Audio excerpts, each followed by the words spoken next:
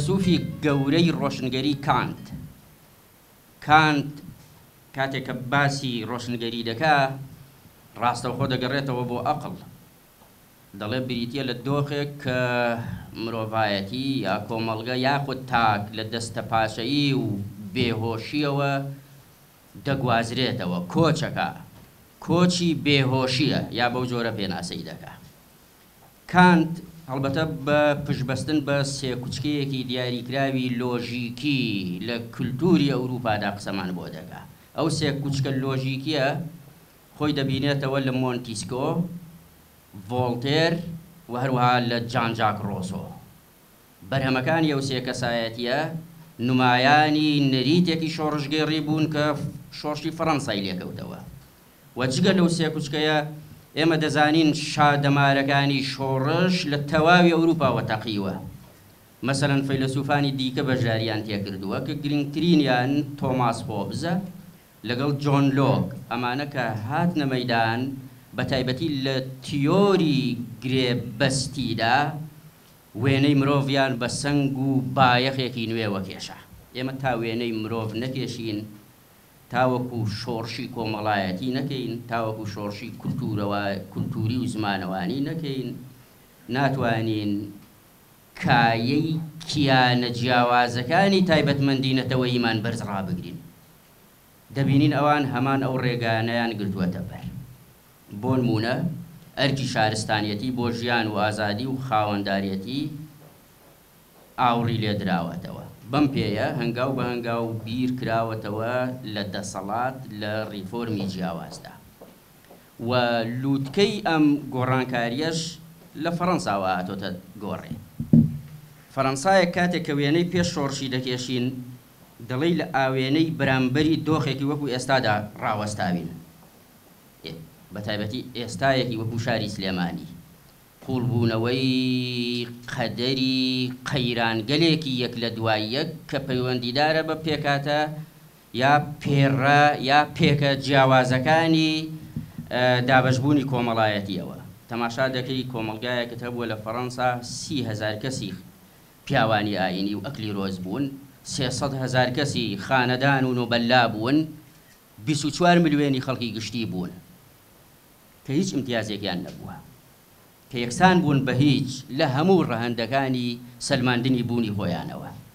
ئەو سێکوچکەیەی کە باسم کرد لە ڕەهەندی ڕۆشنگەریە توانی جیاوازی گەورە دروست کات، توانی پێناسەی هاوڵاتی بوون بۆ هەر تاکێک لەو تاکانە بگەڕێتەوە. بزانین سلێمانی لە چ ڕوویەکەوە بەشدارە لەم گۆڕانکاریەدا، یا ڕابردووی سلێمانی چ جۆرە ڕەهەندێکی ڕۆشنبەری تێکەڵ کراوە.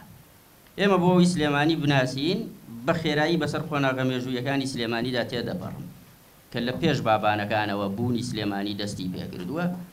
بەڕێز دکتۆر کەیوان ئازاد، پرۆفیسۆر دکتۆر کەیوان ئازاد زۆر بە باشی شارەزای ئەو خۆناغانەی ڕابردووی سلێمانیە. بەڵام هەر لە سەدەی 15 و 16 ئەگەر دەست پێ بکەین لەو کاتەوە کە ئەوروپا گۆڕانکاری گەورەی لە بواری ریفۆرمی ئاینی، لە بواری ریفۆرمی ئەقڵانی، لە بواری جوڵانەوەی هیومانیستی داهێناوەتە پێشەوە، بزانین سلێمانی لە چ دۆخێکدا گوزەراوە. دەوڵەتی عوسمانی لە ساڵی 1561دا بۆ یەکەم جار ڕێوشوێنێکی ئیداری بۆ ئەم سنوورە دانا و کۆتایی بە حکمی ئەردەڵان هێنا لە پانتاییە سیاسیەکەدا. ویلایەتێکی بە ناوی شارەزوورەوە لە جێیدا دامەزان و خوڕماڵی کردە پایتەختی ویلایەتەکەی. ئەمەی کە باسی دەکەم ساڵی 1568 بەدواوەیە کە پەیوەندیەکی ئیداری ڕاستەوخۆی ئەم شوێنە بەسرا بە ئەستەمبوڵەوە. یعنی بوونی میرنشینێکی وەکو بابان تاو کاتە هیچ کاریگەریەکی نەبوو. لە ساڵی 1776دا ئیدارەی ویلایەتەکە خرایە سەر یا بۆ یەکەم جار کللتوری وابەستەبوونی ئێرە بە بەغداوە هاتە پێشەوە کە تاوەکو ئێسەش درێژەی هەیە. هۆکارەکەشی باسەکەم لە ساڵی 1776ەوە ڕاستەوخۆ ویلایەتی بەغداد وەکو یاریدەرێکی خۆی حسابی بۆ بەڕێوەبەرانی ئێرە کردووە. لە ساڵی 1832دا جارێکی تر بۆ ماوەیەکی زۆر کەم لە بەغدا سربەخۆیی وەردەگرێت، دواتر لە ساڵی 1837دا دیسان دەخرێتەوە سەر ویلایەتی بەغدا. سەرەتای سەدەی بەگشتی سەرەتای سەدەی 17هەم شاری کەرکووک دەبێتە ناوەند و چەقی ئێرەکە ناوەندی ویلایەتی شارەزورە لە بری قورماڵ. لە ساڵی 1878 بۆ جارێکی تر ویلایەتەکە هەڵاوەشەنرێتەوە و دەخرێتە سەر ویلایەتی مووسڵ هەتاوەکو و کاتێکی تر عێراقی عەرەبی ڕادەگەیەنرێ و دەخرێتەوە سەر عێراق بە یەکجاری. بەڕێزەکان، ئێمە دەزانین سلێمانی لە ئێستادا پایتەختی ڕۆشنبەریە و کۆمەڵێ بابەتی ڕووکەشی شەن کە ئێستا وەکو بە شێوازێکی خێرا دەیخەمە ڕوو، ئەمجا ئەکسمە سەر تایبەتمەندە ڕۆشنگەریەکان. بە گوێرەی دوایین ئامارەکانی بەڕێوەبەرایەتی ئاماری سلێمانی لە سنووری پارێزگاکەدا زیاتر لە 160 پێکگە و ناوەندی ئەدەبی و هونەری و شوێنەواری و کولتوری هەن. بۆیە ئەمە باسەکەم بزانم پرسیار دەکەم بۆچی کاریگەریەکی ئەوتۆیان نییە. هەروەها لە سلێمانیدا خاوەنی 1100 ناوچەی شوێنەواری ئێمە. کە باسی ناوچەی شوێنەواری دەکەم، ڕاستەوخۆ نمایاتی هەن نەریتێکی شارستانیەت لە بوونی پێگەی شوێنەواریەوەیە بۆ سەر لەبەریە و شارە پێشنگانەی کە ئیمڕۆی دنیا ئاڕاستە دەکەن. شاری سلێمانی وەکو دەزانین لە 30 2019دا لەلایەن ڕێکخراوی یونسکۆ نازناوی شاری داهێنەری ئەدەبی پێبەخشرا و بووی ئەندامی تۆڕی شارە داهێنەرەکانی یونسکۆ. ئایا پەیوەندیدارە بەم چەند ساڵی کە لێرە گوزەراوە ئەم شارە یا ڕەچاوکردنی بابەت گەلێکی تری ڕابردووی سلێمانیە کە من لە ئێستادا باسی دەکەم. بۆیە ئەم نمونەیە دێنمەوە خەڵکانێکی بەرپرسی ئەم شارە خۆ هەڵکێشان بە هەوڵدان بۆ بەرەو پێشوونی شارەکە وایان لێ نەکات بزانن دەستکەوتی ئەوانە، چونکە ڕێوشوێنەکانی یونسکۆ ڕوونە حساب بۆچی ئەکا. بەڕێزەکان، وەکو وتمان شارێکی داهێنەرە 246 شار هەیە کە بە داهێنەر ناوبراون دابەشکراون بە 6 کۆمەڵەوە. شاری سلێمانی یەکێکە لە 39 شاری داهێنەری ئەدەبی یونسکۆ بە پێی ئەو تۆڕانەی کە دانراون. ئێستا دێمە سەر تایبەتمەندیەکانی شاری سلێمانی کە لەو تایبەتمەندیانەدا ڕەهەندە ڕۆشنگەریەکان دەخەمەڕ. یەکەمین تایبەتمەندی ئەم شارە وابەستەیە بە دروستبوونی سلێمانیەوە. دەمەوێت بڵێم لە ڕووی دروستبوونەوە وەکو شارە نوێیەکانی سەردەمی مۆدێرن بڕیاری دروستبوونی دراوە بە لە پێشچاوگرتنی سیاسەتێکی نەتەوەیی ڕێک و بە لە پێشچاوگرتنی جیۆپۆلەتیک و هەروەها بە لە پێشچاوگرتنی گەلێ ڕێوشوێنێکی دیکە کە پەیجووری پەیامی دروستبوونی شارەکە بوون. ئێمە دەزانین ئەمە ڕوونە کە سلێمانی شارێکە بە سروشتی و لە ئەنجامی پەرەسەندنی کۆمەڵایەتیدا دروست نەبووە، وەکو ئەوەی چۆن شار لە کۆمەلگا ئاساییەکاندا دروست دەبوو، بەڵکو تایبەتمەندی خۆی هەبوو. یعنی لە دروستبوونیەوە هەناسە و هێزێکی مۆدێرن هەبوو لە دروستبوونی بناغی شارەکەوە. ئەوەیش ئەوەیە لە کۆمەڵگەیەکی دواکەوتووی نیمچە کۆچەری ئابووری فیودیالی لاوازی بە سیستەم نەبوودا لەلایەن دەسەڵاتێکی بنەماڵەیی ناوچەییەوە دروستکرا، بەڵام ڕێگر نەبوو لەوەی کە خۆی لە ڕەهەندە مۆدێرنەکان بدزێتەوە. بۆ ئەوەی کاتێک کە دروستیش کرا بۆ ئەوە دروستکرا ببێتە پایتەختی خۆ بەڕێوەبردننی ئەو بنەماڵەیە، بەڵام سروشتی پێکاتەی شارەکە و دروستبوونی جۆرێک لە تێکەڵبوونی کەسان و بنەماڵەی سربەخێڵ و عەشیرەتە جیاوازەکانی کوردستان لەم شارەدا یەکێک بووە لە هۆکارەکانی سەرهەڵدان و دەرکەوتنی جۆرە کەلتورێک. ئەم کەلتورە زۆر گرنگە لەم شارەدا کە لە کەلتوری هیچ کام لە خێڵ و عەشیرەتەکانی کورد ناچێت. ئەمە ئیتر بابەتی جیاوازیەکەیە کە لە سلێمانیدا لەدایک دەبێت کە پشتی فیکرە فیوداڵیەکە لێرەدا دەشکێت بە تەواوەتی و بە خاسێت و سیمای زۆریشیان بارگاوی کراوە کە ئەو تێکەڵاویە سەرنجام شێوازە کەلتورێکی لێ دروست بووە کە پێی دەوترێت کەلتوری سلێمانی و ئەویش تایبەتمەندی خۆی هەیە کە یەکێک لەو تایبەتمەندیانەش ئەوەیە کە بەردەوام جۆرێک لە سەرکەشی و شکۆمەندی بەخۆیەوە بینیوە. ئەو سەرکەشی و شکۆمەندیە بەڕێزەکان وابەستە نیە بە بنەماڵەی بابەنەکانەوە. باوەڕدان بێ یاقوتی حەمەوی بەو جۆرە وەسپی سلێمانی دەکات لە سەدەی دەیەمدا. ابن المهلهل کاتێک تێدە شارە زوورەوە باسی جۆرە لە داهێنان، باسی جۆرە لە دنی سیکۆلاریزم دەکا لە سیمای خەڵکی شارەکەدا، باسی جۆرە لە ڕشەشکاندن و یاخیبوون دەکا کە تێکڕای ئەو حاڵەتانە ئێمە لە شۆڕشە یەک لە دوای یەکەکانی خەوارجی یەکەم بەرهەڵسکاری دەسەڵاتی ئیسلامی و خەلافەتەکان لە سنووری شارەزور و سلێمانی و پانتاییەدا هاتووەتە ئاراوە. یەکەم بەرکەوتنی دەسەڵاتدارەتی خەلافەت لە کاتێکدا کە لە ڕۆژهەڵاتی دووردا پاسەوانی بۆ کراوە، لێرە یاخیبوون و شۆڕش ڕوویداوە. دژی بەغداد، دژی دیمەشق، تەنانەت لە سەردەمی ڕاشیددا، نافعی کوڕی ڕاشیدە پێم وایە، کە ئاخرین خەلیفەی ڕاشدین بەڕەڵەسکاری ڕوبەڕووی دەبێتەوە لەم سنوورەوە. دێمە سەر کللتوری جیاوازی کە ئاماژەم پێدا. ئێمە دەزانین دەوڵەت لە دایکبووی سەردەمێکی تازەیە، بەڵام خەڵک و نەتەوە زۆر کۆنترن. چەمکی نەتەوە بە گوێرەی تێڕوانینی گەل و سیستەمە سیاسیەکان دەگۆڕێت، چونکە ئەویش ئەنجامی جیاوازی بیری شارستانی و کللتوری جیاوازە بۆ نەتەوە.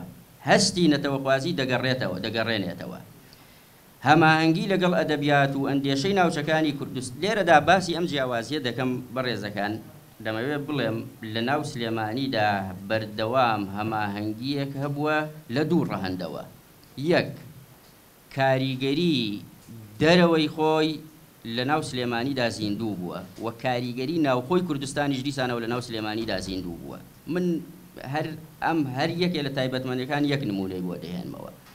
بۆ نمونە پیرەمێرد کە یەکێکە لە منەوەرە مەزنەکانی ڕابردووی سلێمانی لە ساڵی 1883دا کە دەچێتە هەڵەبجە و ئاشنای زمانی هەورامی دەبێت لە بێسارانی و مەولەوی و تێکڕای هەموو ئەوانی دیکەوە، دەبینین بە جۆرە لە جۆرەکان وابەستەیەکی بێوێنەی ڕۆحی نەتەوەگەرایی لە نێوان ئەو زاراوەیەدا، ئەو کەلتورەدا، ئەو پێکاتە و قوتابخانەیەدا دەگوێزێتەوە بۆ سلێمانی.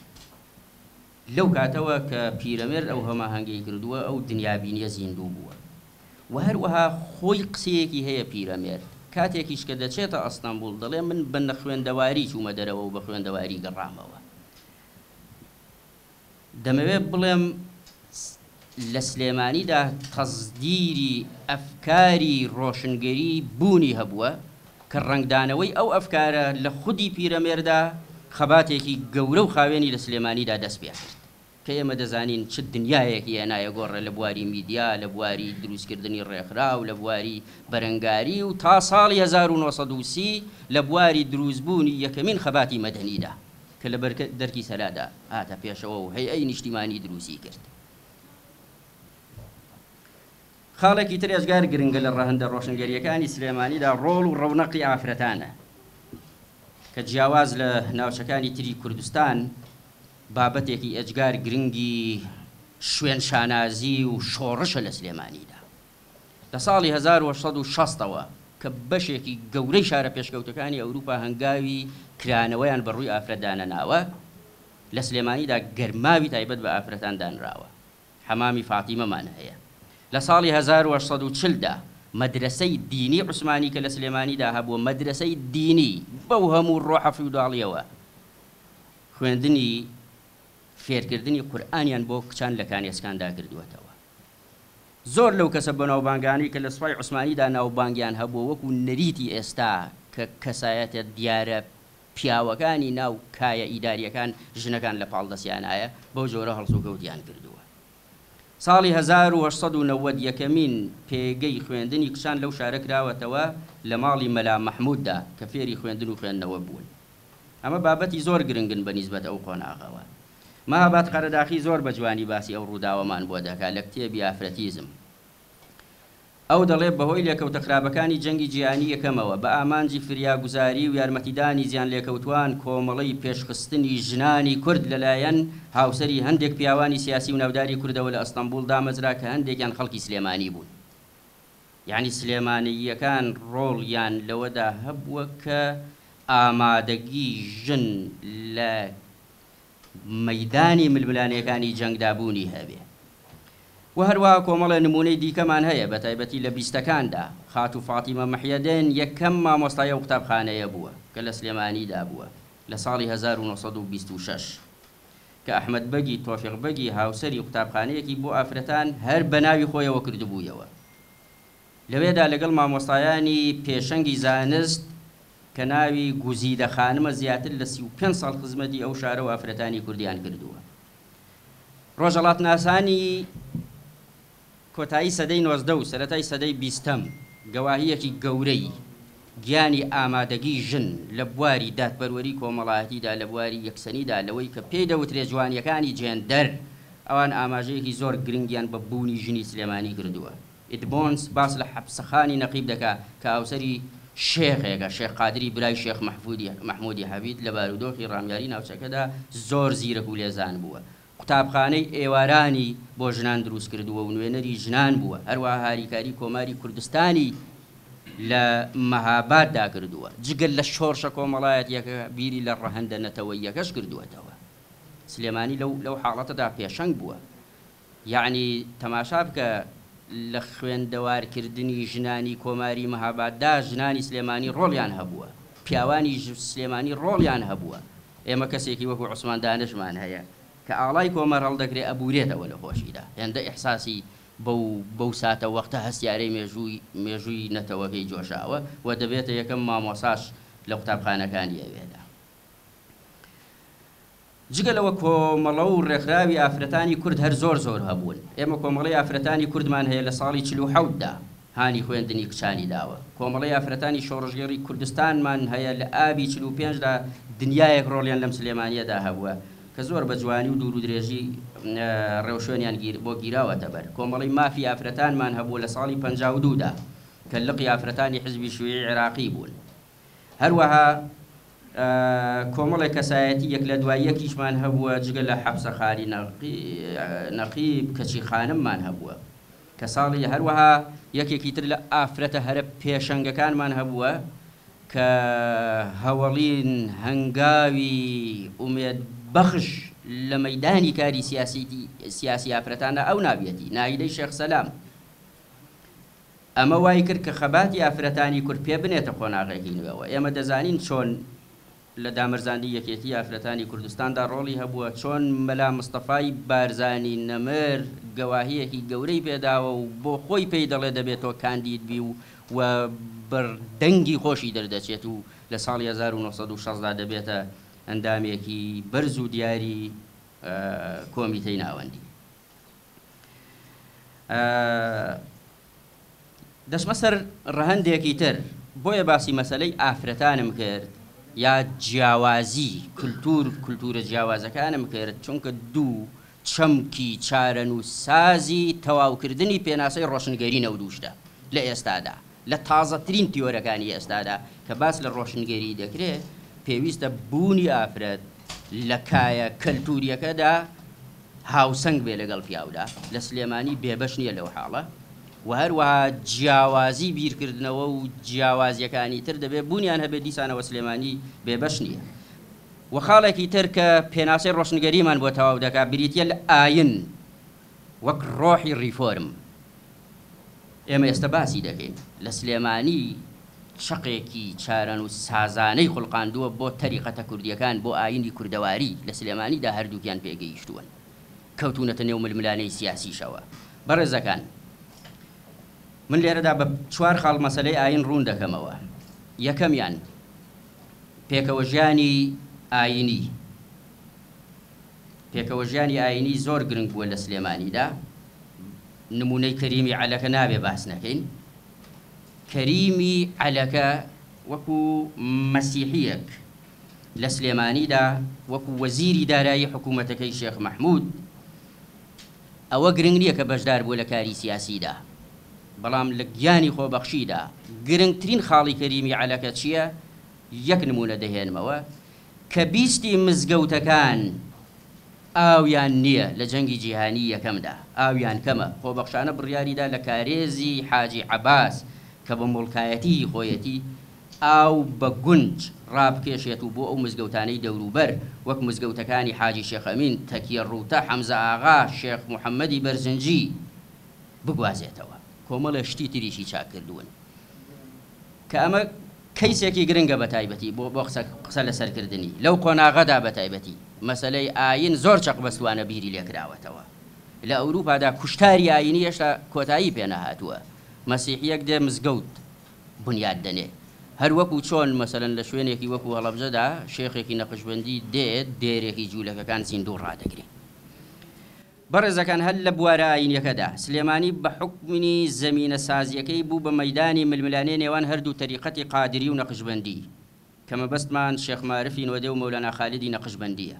ئەو دوو کەسە ڕێبەرایەتی ململانیەکە دەبوون، ڕەخنە و پلار و شەڕەقسەی نێوان ڕێبەران و لایەنگرانی هەردوو لاو بەشداری تێداکردنی زانایانی ناوچەکانی تریش هێندەی تر ئەو کێشەیەی قوڵ کردەوە. هەرچەندە کێشەکە لە ئەنجامدا بە سەرهەڵگرتنی مەولانا بە وڵاتی شام بەبێ خوێن ڕشتن یەکلایی بوویەوە، بەڵام حاڵوباری ململانێ و گفتوگۆ و کان کێشرا بۆ بناغەدانانێک بۆ پێکەوە هەڵکردنی بیرکردنەوە و بۆچوونی جیاواز لە شاردا و لە مێژووی ئەوە بەدواوە بە تەواوەتی ڕەنگی دایەوە.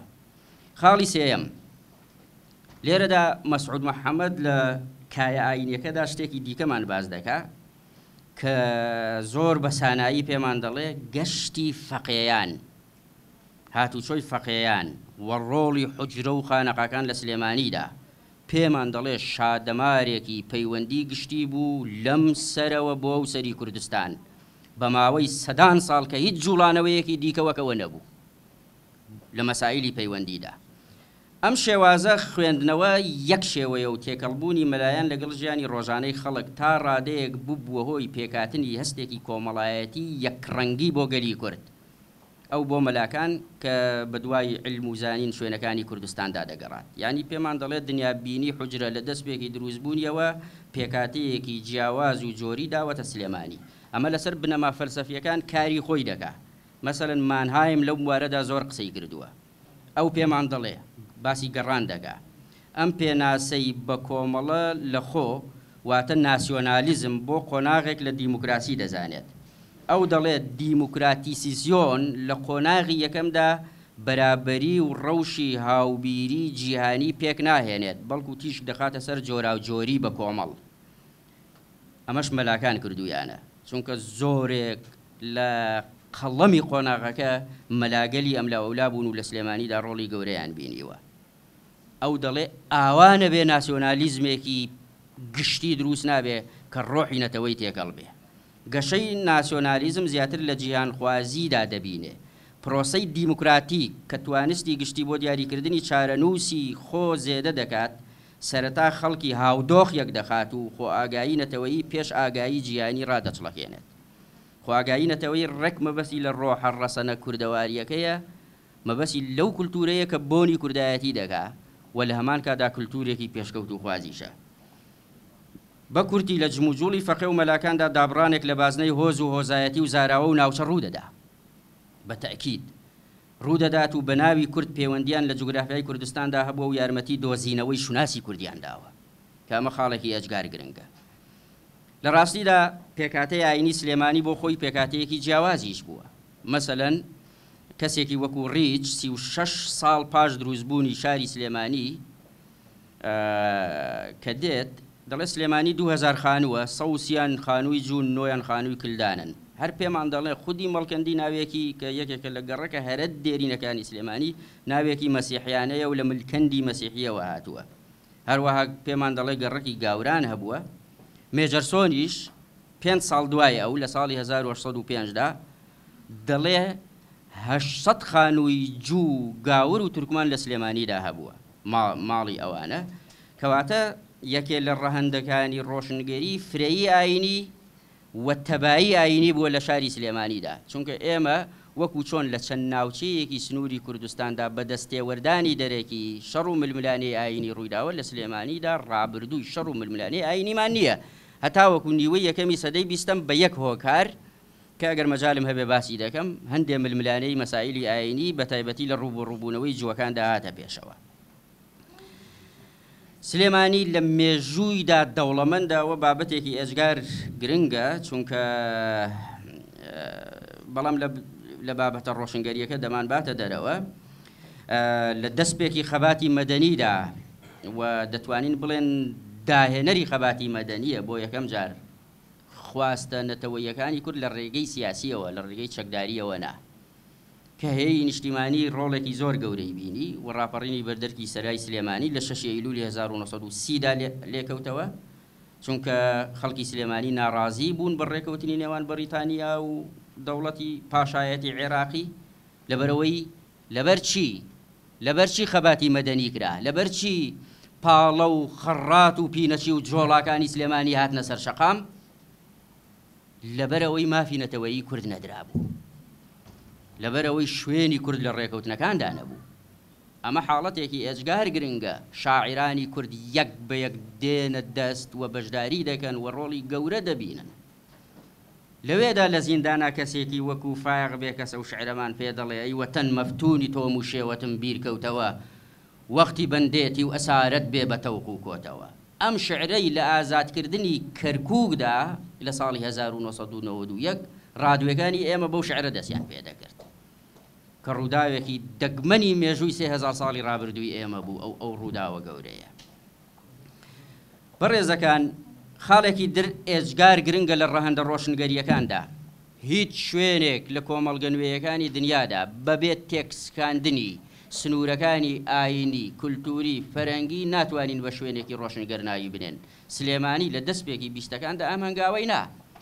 ڕووداوی هاوکاریکردنی مەحموود خانی دزڵی بەخۆی و هەزاران سوارەی هەورامیەوە کە لە گۆیژەوە دێنە خوارەوە، لە سنوورێکی جیاوازەوە، لە زمان شێوەزارێکی جیاوازەوە، لە تەریقەتێکی ئاینی جیاوازیشەوە دەبنە هەماهەنگی پشتیوانی شێخ مەحموودی نەمر و بەرپرسی داگیرکەری سلێمانی قۆڵبەست دەکەن و تەسلیم یا ڕادستی شێخ مەحموودی دەکەن و لە هەنگاوەکانی دواتریشدا شان بەشانی مەزنەکانی سلێمانی لە مەتەرێزی ئینگلیزان.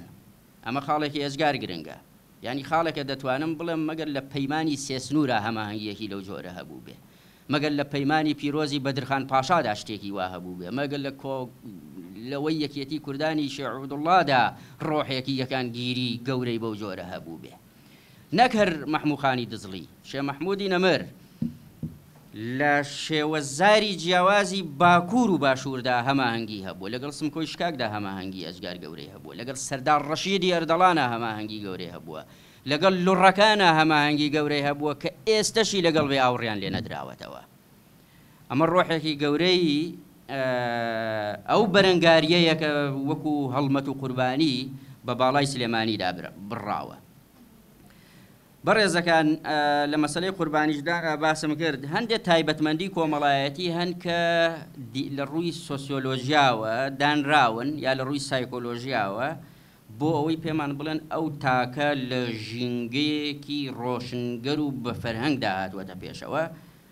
من چەند خاڵێکم لە کتێبەکەی ئینگلتۆن جۆنیز دەرهێناوە کە چۆن وەسفی کەسایەتیەکانی یا تاک و خێزانەکانی سلێمانی دەکات لە خۆشخۆریدا، لە سەفرە و گەڕاندا، لە شای و گۆڤەنددا، کە ئەمانە شتانێکی هەوانتەنین و پێویستیان بە هەڵوێستە و لەسەر ڕاوەستانە.